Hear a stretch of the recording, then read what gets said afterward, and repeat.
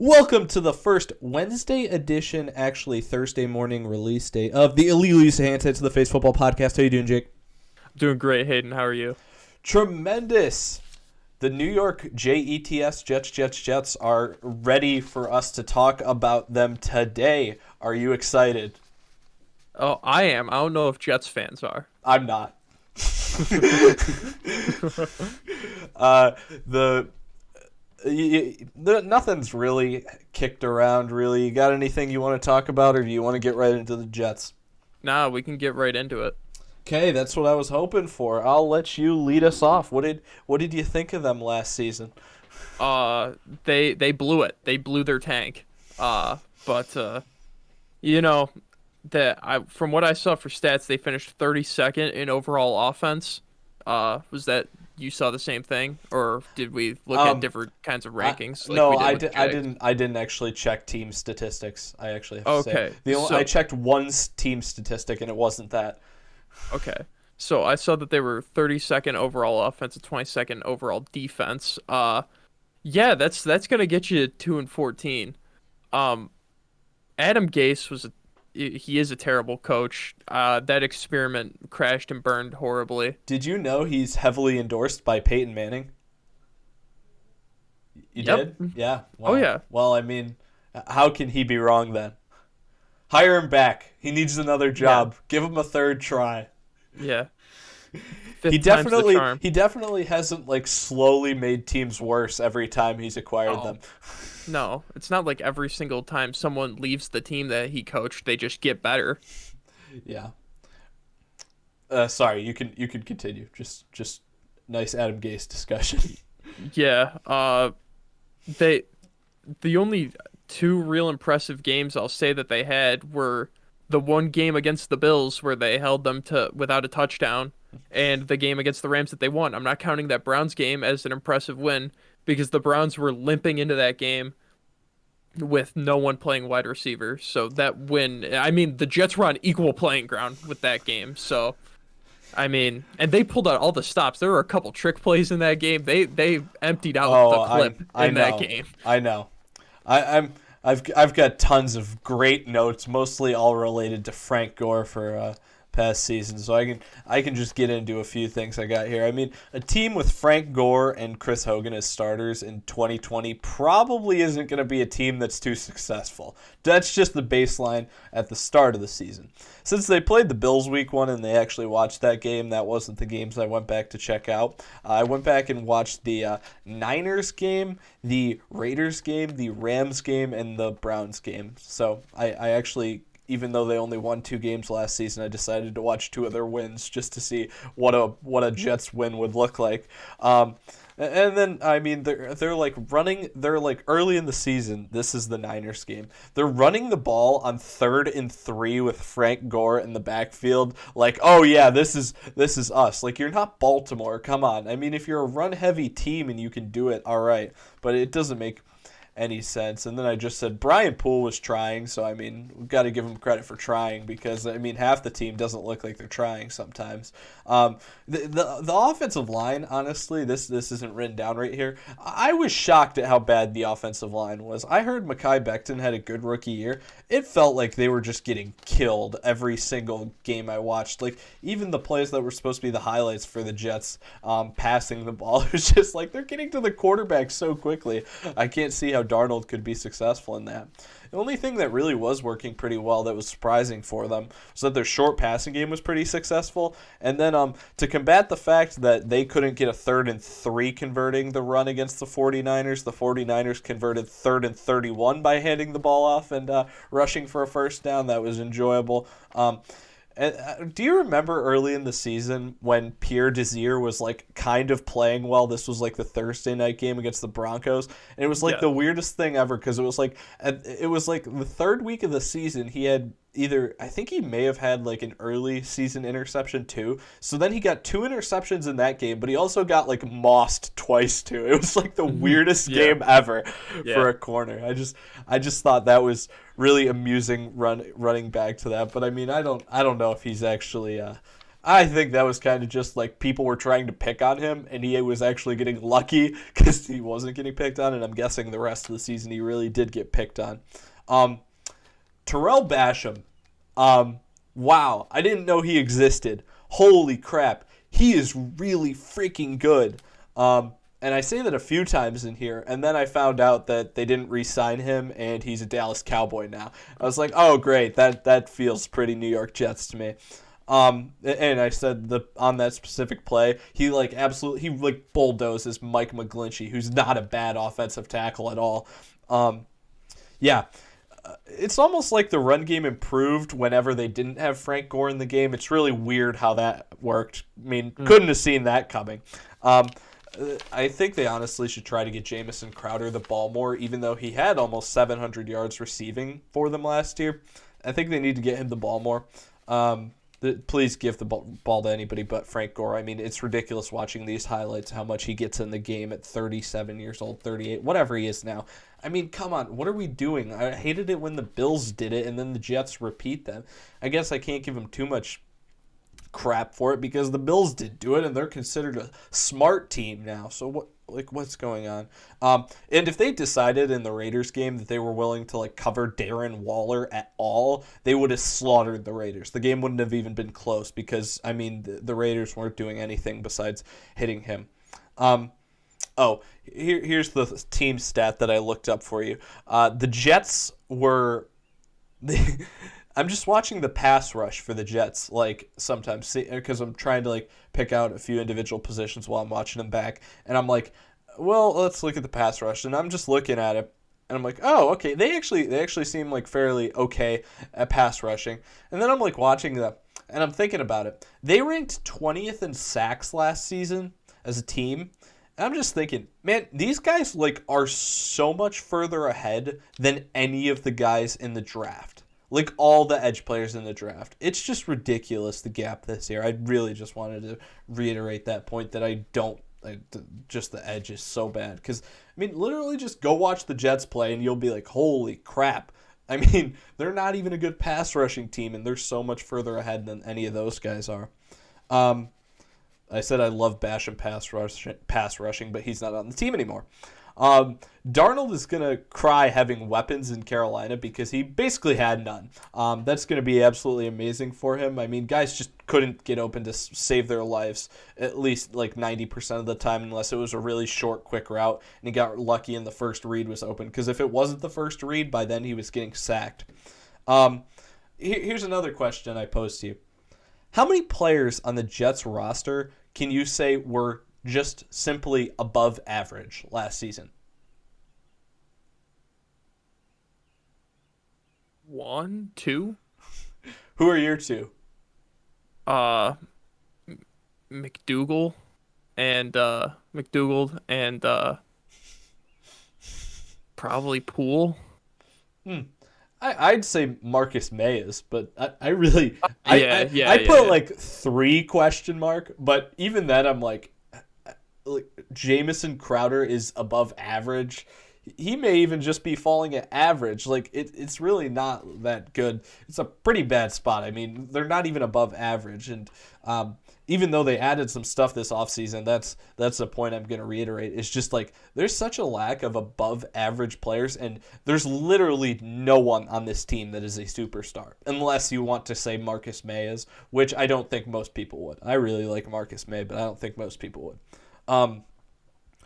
Honestly, props to the Jets for winning 2 games after the Raiders loss. I just had to say that. It seems like last season, whenever they even got interceptions, they were basically just lucky interceptions. Like I watched 4 games, and I swear every time the ball ended up in their arms, it wasn't like a player made a play. There was a few times it should have been intercepted where they actually did make plays, and those were the ones they dropped. The only interceptions this team got were the lucky ones. And then, I mean, a nice part about being a crappy team is you don't get penalty calls. So Aaron Donald double punches Sam Darnold in the face with both his fists. Literally just straight jabs him in the face like that. And it's amusing because it's also after he throws the ball. And so it's like, it's not like 2 steps, it's only 1 step, but he literally doesn't go for a tackle at all. He just double punches him in the face, no flag on it. It was absolutely tremendous. I loved seeing it just because they're a bad team. I hate that so much. This isn't a Jets note, but I just looked at it, and it feels so weird when you're watching back old games now, and on the bottom ticker, I'm seeing the Bills stats read out, and they're like actually good. I'm so not used to that. Bills stats being good. Here's another Frank Gore, wonderful, because this team, I couldn't believe like how much I had to talk about Frank Gore. I'm sorry, but it's literally No, like, he was a staple of that offense. which He's is the main talking ridiculous. Frank Gore on 3rd and goal from the 1-yard line fails to score on what would have been the easiest bounce out touchdown ever. Like literally the entire line collapses into the middle like so much. It's like they were blocking in a V, but not like the old school V type offense, like really old school, what I'm talking about, where it would be like the point is like furthest ahead, like the point is furthest back in this case. And it was like, there, like if he literally, all he had to do was get outside of the like guard, not even like outside the tight end or anything, just outside the guard, and he would have had the easiest walk-in touchdown ever. And he's just blind, and he's just slamming into the middle, and no thought at all, just run into it. That's the only thought process for Frank Gore at this point.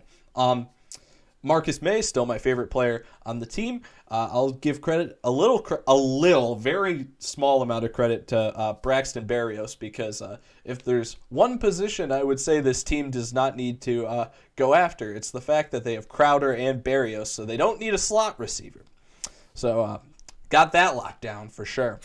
And then the Browns get down to the like 1-yard line, or not, maybe not even the 1-yard line, maybe like the 3-yard line. And I'm not even kidding you. The Browns tried to throw the ball the entire game without receivers. It was the dumbest thing I've ever seen. They don't have any receivers, and they like completely give up on the run game. And it's just like, dude, if I walked into a game with no receivers, I'm actually lining up in like wing T goal line offense, whatever you want. I mean, they probably don't have wing T in their playbook, but I mean, just line up with a heavy tight end set like the whole game. It's not like running play action off that will be better off than bringing in 6 practice squad guys to try to be starting receivers, and just run the ball out of that formation even 90% of the time. It probably gives you a better chance to win than trying to throw to those guys. I mean, it was ridiculous. And the one time they did get down inside the 5-yard line, like I said, I don't think I've ever seen anybody get pushed back as horribly as the Jets did on the goal line in that one specific situation. It was just terrible game planning by the Browns. I could not believe that that's what they tried to do. And they took 3 quarters to figure that out. And that's the end of my notes, but the one thing I want to say is just that nothing jumped out positively from watching these games. Like nothing. Oh yeah. It's so bad. Like the one thing that did, and like I said this before we started these, is that the fun part about this is finding like lesser known guys that you're like, holy crap, that guy's talented. Dude, Terrell Basham is the guy for this team, and they let him go. The one guy that I was like, holy cow, I'm actually really impressed by you, like, and I didn't know about you before, like Marcus May and Crowder, I already had my opinions on, but I didn't know about Basham, and now he's off the team. Yeah. And I've got some stats here that I'll say, but these stats are really quick too. Sorry. The only returning passer for the offense is Jamison Crowder. Just thought I'd point that out. This may shock you, but Frank Gore had the worst average yards per rush for anyone on the team with more than 1 carry. No, I didn't. You're kidding me. No, You're kidding me. No. But the fun part was the fact that I only needed to put the minimum of 1 carry, more than 1 carry. Oh yeah. Like it's ridiculous. Anyone with 2 carries was averaging more yards per attempt than him. They are hurting so badly for an outside receiving threat because I don't think it is going to be Denzel Mims or Brashad Perriman. I didn't like Denzel Mims coming out, and really he had a small sample size last year, but geez, I would think that they would want a physical presence, and neither of these two look like physical presences, but there's a little change this offseason, so we'll talk about that later. And I'll say the special teams Basically everything you can throw up in the air is questionable for their special teams. And then stats for defensive guys that I thought were important. Marcus May had 11 passes defended, 2 interceptions, 2 forced fumbles, 88 tackles, and 4 tackles for a loss. A guy by the name of Javelin Guidry. Never heard of him, but he led the team in forced fumbles with 4. Terrell Basham had 3 forced fumbles, 3.5 sacks, 36 tackles, 5 TFLs, and 13 quarterback hits.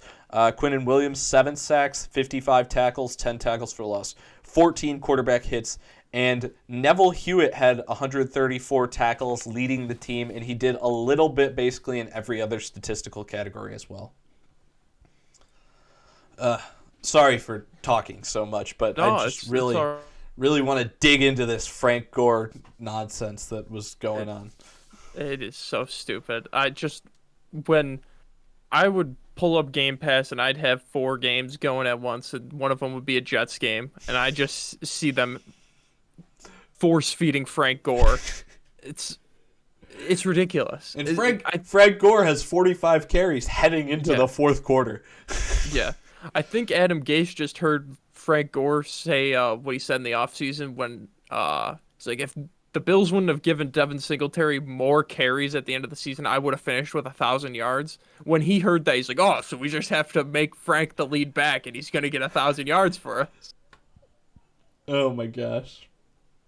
Terrible. All right, you want to talk about some of the guys they added in free agency now? Because they didn't add anybody in any trades, so it's just free agency additions. Mm-hmm. Yeah, so the 3 biggest guys that I have down for free agents, I have more, but the 3 bigger ones I saw was Corey Davis. They brought him in on a 3-year, $37 million contract, which I know I said I liked it at first. The more and more I think of it, and the more that, literally the more Elijah Moore bringing him into, it just doesn't make any sense. They're getting the same guy. They're getting the same guy. I'd say I've said I've hated this move, and I'll actually be against you a little bit here, even though I say I hate it. I'd say I'd like him a little bit more than Brashad Perriman, but I mean I don't like Brashad Perriman a lot, so that's not saying much. Yeah, it's a slight upgrade at 1,000 times the cost. It doesn't make a lot of sense. They bring Carl Lawson in on a 3-year, $45 million contract. That's decent. Carl Lawson's a good pass rusher when he's healthy. And I mean, with what Saleh has done with that 49ers defense, if he can turn Carl Lawson into a premier pass rusher, I would love to see it, because I like Carl Lawson, and if he can just spring out and become an all-star, fantastic. And then they brought in Sheldon Rankins, who has had a lot of injury problems in his short career so far. They get him from the Saints on a 2-year, $11 million contract. Stuff in the middle more with Quinnen Williams. That they could develop a pretty stout front 4, and that could be scary for teams to run the ball into. Like, they may be the Ravens' kryptonite just because of that front 4 being so stout. I wouldn't go there quite yet. No, yeah, I know. No, I mean, I agree with you. They got a lot better up front on the defensive line, even though they let multiple people go that were playing on their defensive line that were half decent. So hopefully the depth isn't killed anymore. But yes, Carl Lawson, Sheldon Rankins, they're good. I like that. I actually like signing somebody like Tevin Coleman to be the biggest foil to Frank Gore last season ever. Oh my gosh. You want to talk about polar opposites. Holy crap. Go grab Tevin Coleman. But I mean, the thing is I don't even know if I love the Tevin Coleman move that much as I just like that Frank Gore isn't currently under contract. Because if they were just playing the other guys more, their run game would have been so much more successful. And that's what was happening later in the season once the other guys were getting the carries, is it was actually becoming successful and they were breaking some longer runs finally. It was tough to watch. The other guys I have written down, they actually signed Keelan Cole. I got to be honest. Well, actually, I should leave this till later. I'll leave this point till later because it has to do with the Zach Wilson. And then did you say Jared Davis? I did not say Jared Davis. I really Jared Davis one. I think that one's really important because Neville Hewitt's leaving too. You want me to here? I'll go through the guys that left now. Bradley McDougal, Brian Poole, Patrick Onwuasor, Frank Gore, and Neville Hewitt are all not under contract with any team currently, but they were like at least fairly decent contributors in the past for the Jets at some point or another. Actually, I shouldn't say that about Onwuasor because I really don't know what he has done for the Jets while he's been there. But all the other guys, at least at some point in the past, did have like a significant impact on this team. I think Onwuasor was just like a 1-year contract guy that they brought in from the Ravens because Mosley was opting out, and they just needed someone to like fill in the Mike role for their linebackers, and they just needed someone. So like, let's get the athletic guy that the Ravens had. Yeah, and Hewitt did it. Hewitt did it better than he did. So he wasn't even like showing up in any of the game stuff. And then the guys that actually signed other places are Henry Anderson, Joe Flacco, Jordan Jenkins, Brashad Perriman, Terrell Basham, and Sam Darnold was traded to the Panthers. So, yeah, I don't. And what's funny is I think I may have actually. This is crazy that watching the Jets made me think this, but I really think I do like Sam Darnold more than I did before because, wow, there was just nothing to help him at all. Yeah, he had to put up with a lot. I didn't like him coming out of the draft, but geez, like I'm interested to see what happens in Carolina. Also, he's a strong runner. Like I didn't know how. I didn't realize. Like I saw the run against the Broncos that just looked ridiculous, but like no, he was like giving people the business. You know, every once in a while, just tanking a hit right to the shoulder, and he was driving forward for a few extra yards. Oh yeah. Yeah, he's got some grit to him now, and I think that has helped in getting people to like him because even when he came out of college, I think the consensus, not consensus, but a lot of people was just like, another pretty boy Mark Sanchez coming out of USC, whatever, going to the Jets. But he's got some grit to him, seeing that he's just been kicked every single second he's been in the NFL. You see, I have trouble. I don't know why. It's just me, but like he's a quarterback, and this is all quarterbacks, no matter who you are. Actually, this is really any player that does it because there's some receiver that does it too. Oh, and I'm forgetting who it is. Oh, I should know this. This is really bad that I don't know. But any player that wears those loose sleeves for shoulder, like their actual jersey sleeves are loose and not like an undershirt or something, they just look goofy. And I'm like, dude, look like a loser like that. You're not making it. Wear some tight sleeves or something. And Darnold's got those loose sleeves, and I don't like it. Man, but I mean, going back to just these guys that they added, it's just a lot of fill-in guys, and yet they're not like filling in with like any crazy talent. Like they did they filled spots in where guys are leaving. Like Carl Lawson. Let's be generous here. I'm going to be really generous. Okay, Carl Lawson fills in for Henry Anderson. Corey Davis fills in for Brashad Perriman. Keelan Cole's an addition. We'll give him that one. Gerard Davis fills in for Neville Hewitt. Lamarcus Joyner fills in for Bradley McDougal. Tevin Coleman fills in for Frank Gore. Does that really, like, I didn't mention Sheldon Rankins because I actually saw his name earlier and for some reason I forgot to write it down. But you could add him to that list as well. I would say those players are better than the players that were previously mentioned. Yes. But how much better do they actually make the team? Like, does the team really become that much scarier because of very, very slight upgrades at these positions? I don't think any of them are crazy. No, I don't think any of them are crazy either, but the thing that makes it scarier is that they have an actual coach.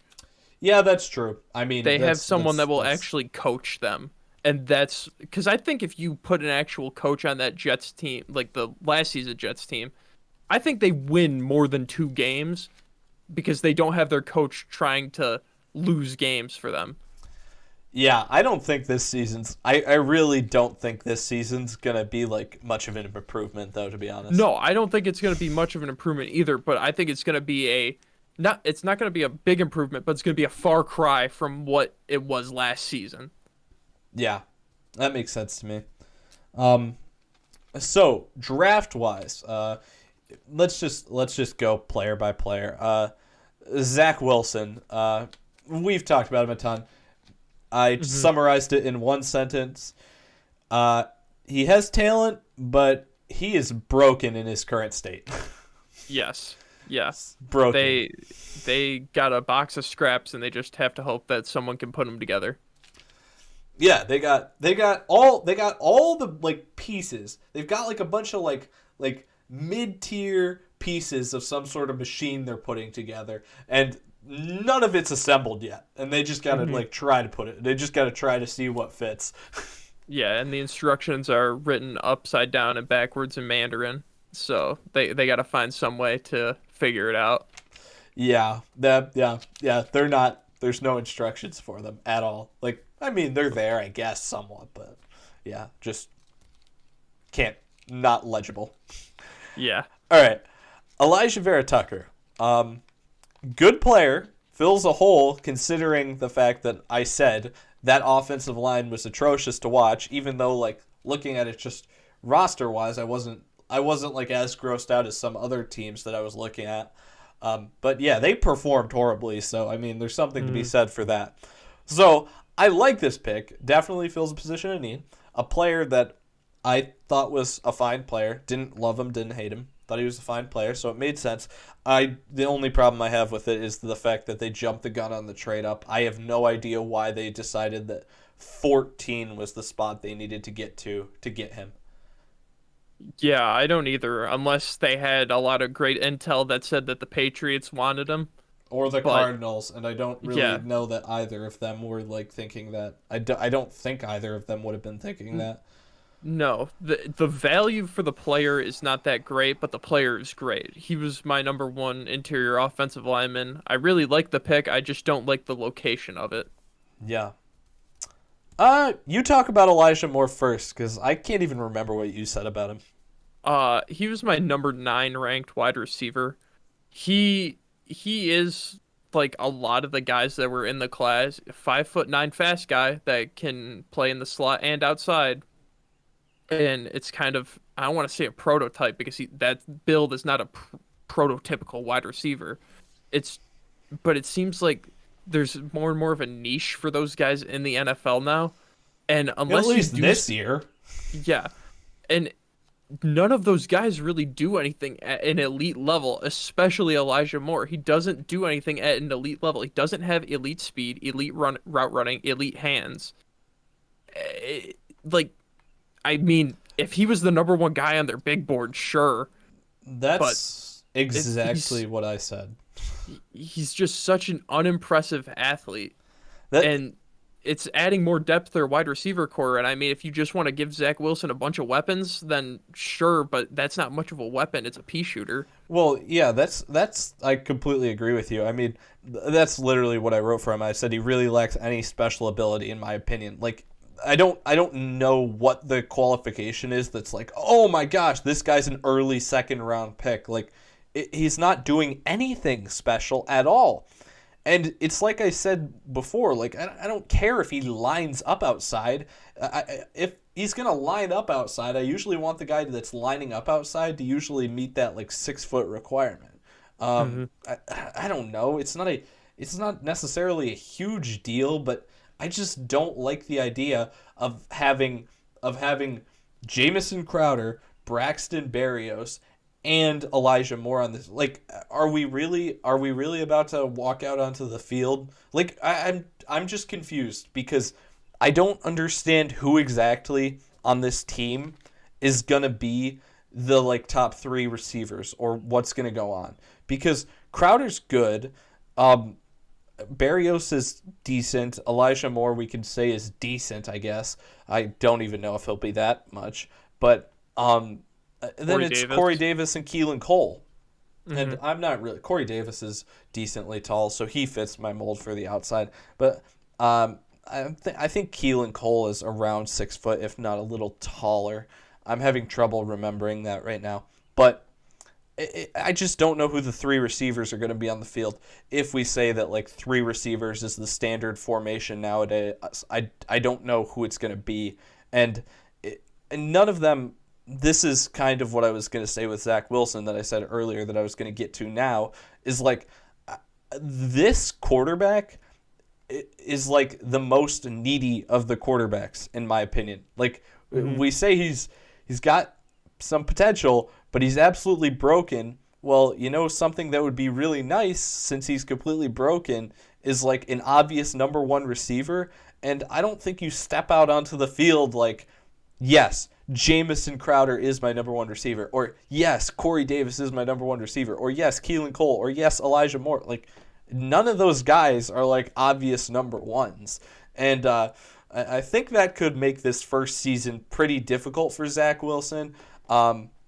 Whereas like some other guys, I've made the opposite argument for, where I'm like more adjusted to the idea of them as a like pure passing talent, yet they're still young quarterbacks. So like Joe Burrow, second year in the league this year, and we're talking about all these B tier receivers for the Bengals. That's fine because I trust him as a passer. The thing is, I don't trust Zach Wilson as a passer yet, so throwing him out there with all those B tier receivers, I really don't like it. It's completely like, man, if it would be the opposite, I would feel a lot more okay about it.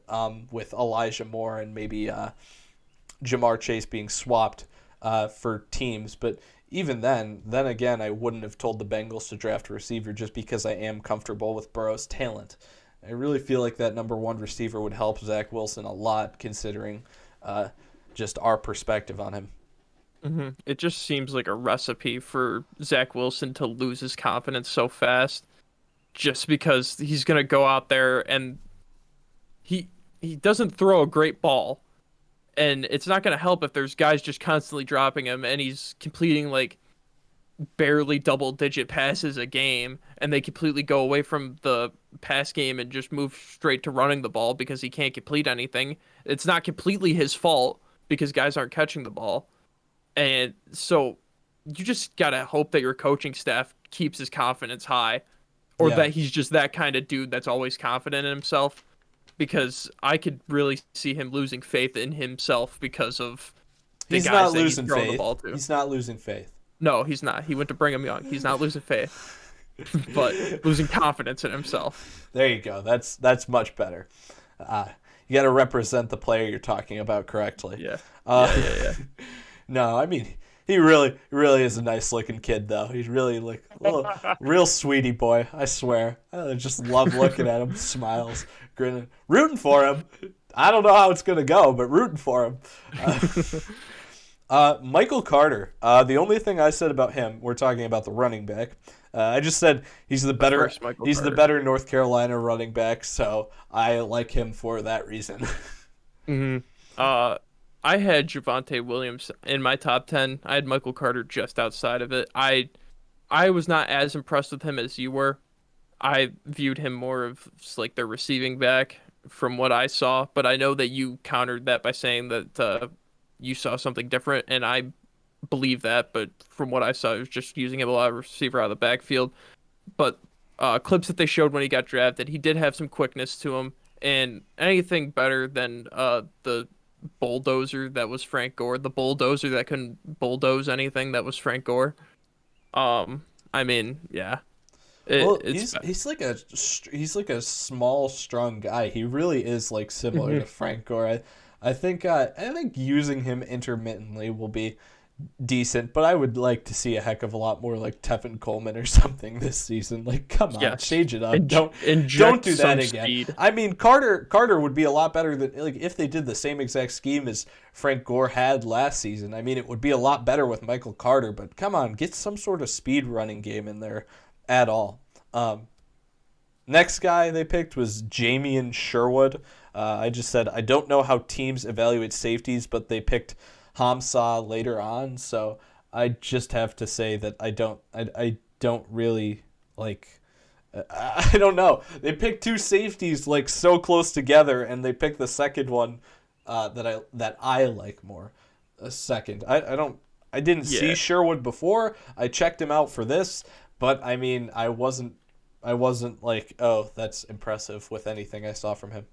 I thought Sherwood was really funny in the fact that when I looked at the Jets website to see like the list of guys that they drafted, they had him listed as a corner.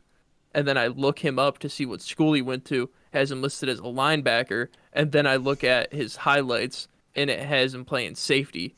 So I maybe he's just got a bunch of versatility, but all that I saw in highlights was him playing safety, and Yeah. he was listed as three different things. So I don't know how the Jets are going to use him if they have plans to use him as a corner because the official Jets website had him listed as a corner. Yeah. I don't I, know. I don't know.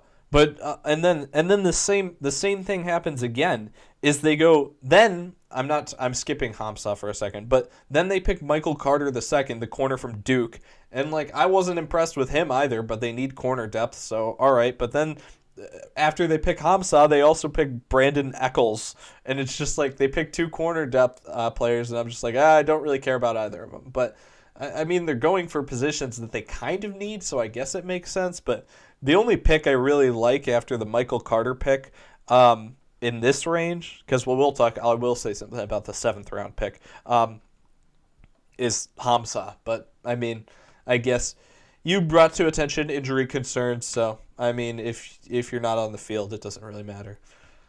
Yeah. The rest of the guys I watched him, I wasn't really impressed with most of the late round guys. I mean, the only late round guy that was there that I had a rank on was Hamza.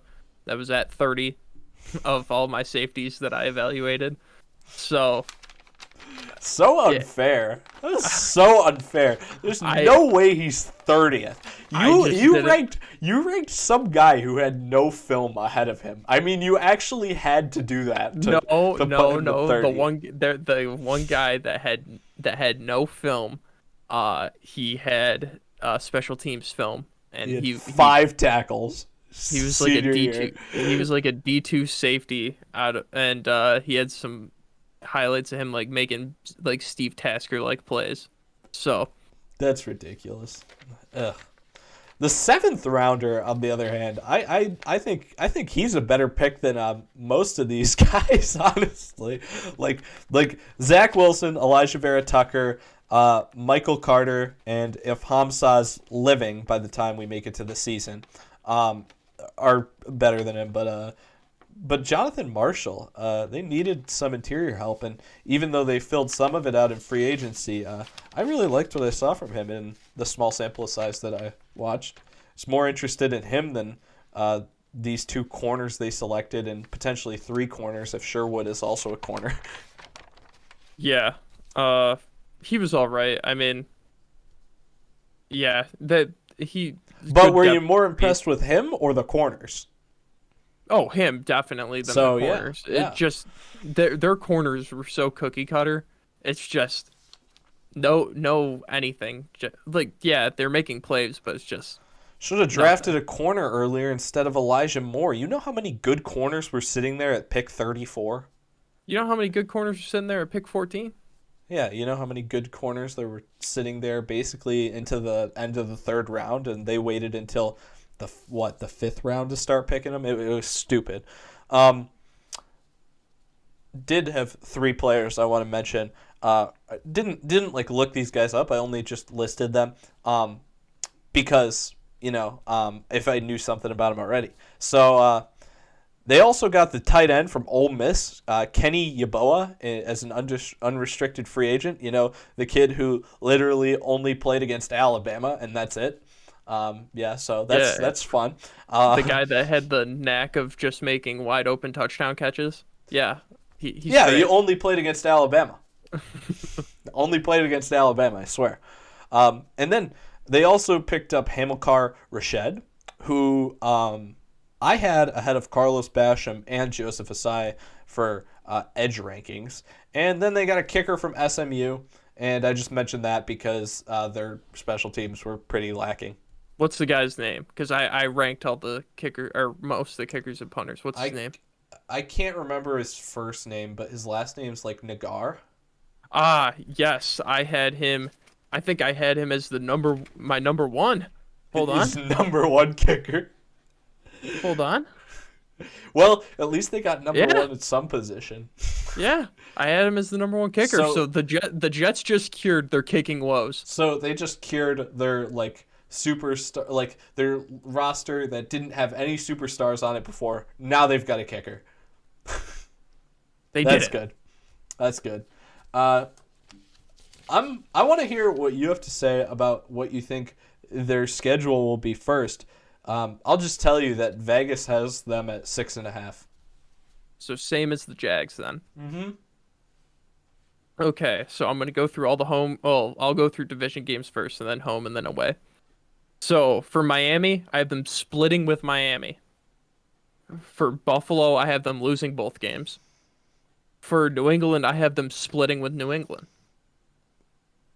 So they are 2-4 at that point. And then for the rest of the home games, since for the Jacksonville episode, I had Jacksonville winning. They lose to Jacksonville.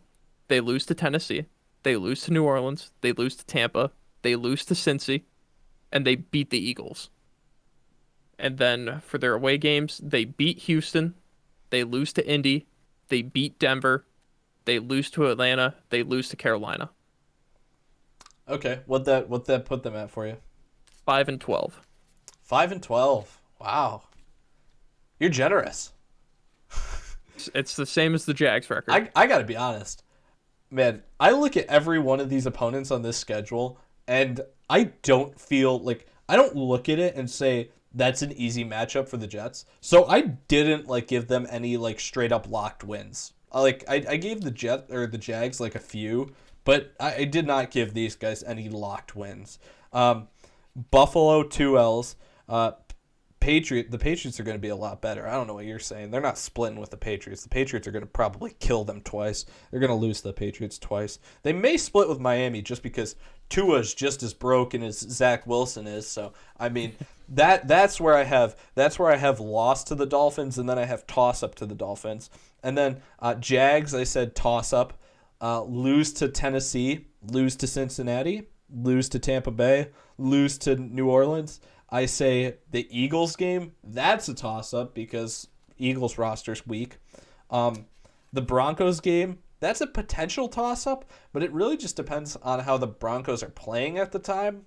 And, I mean, they could get hot and actually get going with Drew Lock, but I'm leaning towards the idea that they're either going to be rocking with capped out Teddy Bridgewater or Drew Lock not playing too well like he's been doing in recent years. So, I mean, I'd probably lean Broncos if I had to pick one of those, but I'd still say that's more of a toss-up than a lot of these other games. I'm saying the loss to the Colts. If there was a game I could potentially give them, it would be the Texans. That would be the closest one.